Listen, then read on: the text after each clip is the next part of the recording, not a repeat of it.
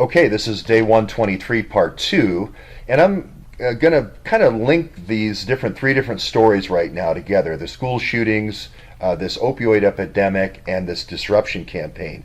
It may not seem obvious at first, but the first thing I'm going to say is I believe the opioid epidemic is far worse than the school shooting by a factor of 10 at least.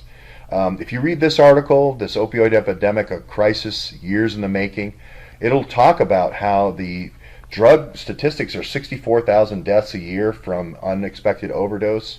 It's a leading cause of death under 50 years old, which is a pretty high mark. Okay, even over car accidents, and everybody talks about driver safety and so forth, and school shootings are way down the list, right? So what is causing this? There has to be some agents from the outside coming in and bringing this in, not just supply. This isn't just supply. This is an increase in demand. Okay, an increase in demand, and I'll put forward what are the things that increase demand.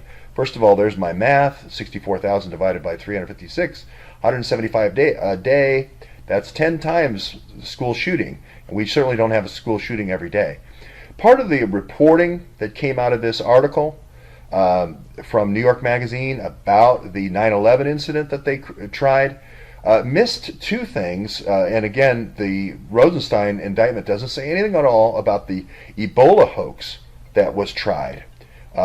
This same group of Russians, this same Krylova, same group, tried to do an Ebola hoax in Atlanta, in the black neighborhoods of Atlanta. And they also tried to do an unarmed woman being shot in Atlanta with this shocking murder in Atlanta.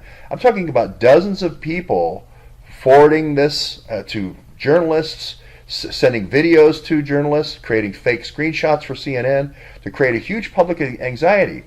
What I believe how some people in the black community perceive this is, hey, this is yet another government thing that's coming after me. This creates fear, and fear creates an anger response or a revenge response.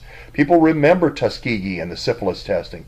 Some people think that the AIDS thing was targeting the black population. Some people know about all the CDC testing with all these different viruses and feel like the black population is being tested on in Haiti and parts of and certain black communities.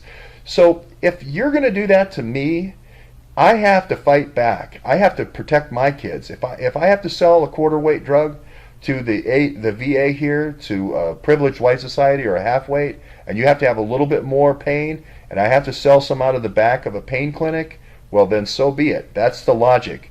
And I'm not saying it's right, I'm just saying that's why I believe people spend money and do programs like this.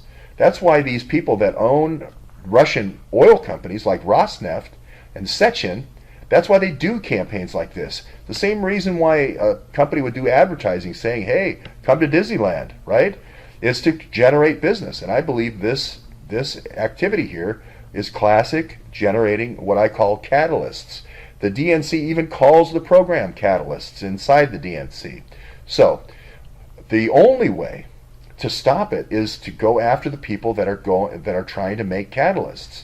The two catalysts that I've identified are, one, fake doctors, because you need fake doctors to grow the market, right, to increase the subscriptions, right, and then you need to stop the hacking and the fake document production, okay, and that's the Awans, okay. Those are the two types of things: the spy groups and also the fake doctors. And if you go through the stuff I've done, it's all about those two things. Ever since the Awans came onto the scene, I just did a search on Awans and doctors, and just one after another, it's about fake doctors or about the spy ring that creates the fake doctors, or just getting people in to be runners and mules for that industry, going to the actual clinics and so forth, and then talking about how the actual spy ring works.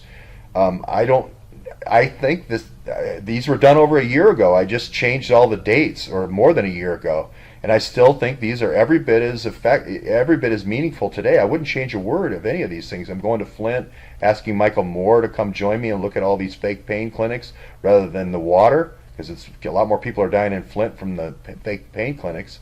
I go to the actual, Muzaffar Awan's pain clinic and so forth.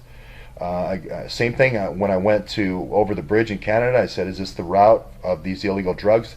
Did it start in Canada?" Yes, PAC ISI started in Canada and then came over that bridge. And we went to pain clinics with a Canadian filmmaker all over Canada, and it was the same story all over. We went to Trois Rivières, where the Hells Angels were, and looked at the killings there. I don't. Looking back on it, a year flashback, I would not change a thing.